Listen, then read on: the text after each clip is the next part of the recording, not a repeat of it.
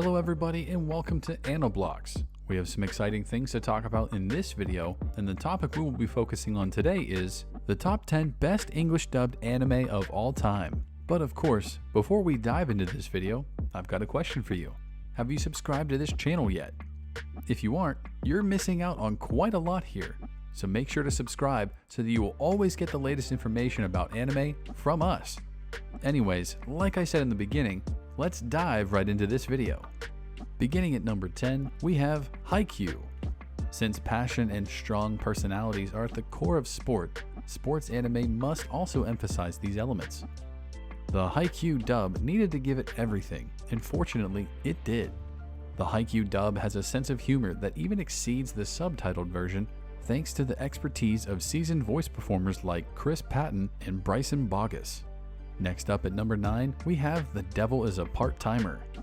With Josh Grell as the Devil, who is also Armin on Attack on Titan, the casting is superb. Although subtitled conversation can occasionally sound uncomfortable, everything in The Devil is a Part-Timer flows extremely smoothly. The program can also be made easier to follow by the dub because it also has a lot of jokes each minute. Moving on to number 8, we have My Hero Academia. Many English dubs fall short of expectations, but when they succeed, as in the case of My Hero Academia dub, anime fans are given a gift. Christopher Sabat, an iconic performer known for his work on the Dragon Ball Z dub, almost steals the show as All Might, but everyone gets a chance to shine. Next at number 7, we have Overlord. Nothing is more enjoyable for many actors than playing a villain. While playing the role of a hero can be compelling, there is something joyous about being openly evil and acting as outrageously as you can. Chris Guerrero gives a memorable villainous portrayal as Momonga, a cunning high-level wizard in a new world ripe for the taking, and makes the most of the opportunity.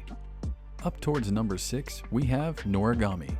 A down-on-his-luck god, a girl whose soul may leave her body, and a vast realm of invisible, malicious spirits who feed on negative emotions are all part of the novel Noragami's original premise.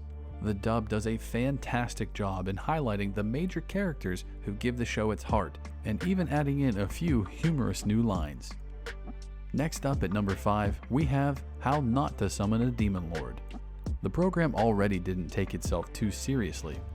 It was set in an alternate fantasy world with plenty of fan service where Takuma Sakamoto, a gamer who lives alone, is summoned.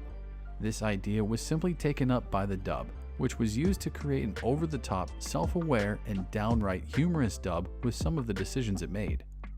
Heading to number 4, we have The Rising of the Shield Hero. The Rising of the Shield Heroes is among the best fantasy anime of all time because of its original underdog narrative set in a fantastical universe, and the dub was successful in providing viewers with a fresh perspective. The dub has a distinguished vibe thanks to a cast that includes Billy Kometz as the main character, Naofumi, and many more well-known voices. Moving on to number 3, we have Is It Wrong to Pick Up Girls in a Dungeon? Is It Wrong to Pick Up Girls in a Dungeon is an action comedy about a man named Belle Crenel who aspires to be the greatest explorer in the land.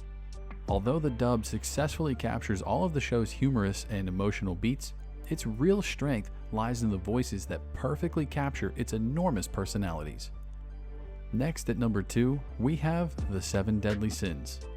Although there has been some discussion about whose version of The 7 Deadly Sins is superior, the sub or the dub, and both sides have their great points, this illustrates how excellent a replacement the dub is. It's difficult to top Yuki Kaji's portrayal of Meliodas, the Sin of Wrath, in the sub. He provided the voice of Eren in Attack on Titan, but the dub still manages to stand out. Finally, at number 1, we have That Time I Got Reincarnated as a Slime. Veteran Jason Liebrick plays the lead character, Satoru Mikami, with assurance as part of an exceptional cast.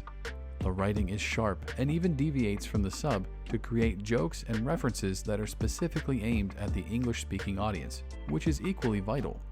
The dub, for some reason, gets almost everything correct. Alright guys, so unfortunately this video has to come to an end. That is it on the top 10 best English dubbed anime of all time. Since you guys have reached here, I just want to remind you to subscribe so you won't miss any of our upcoming anime videos.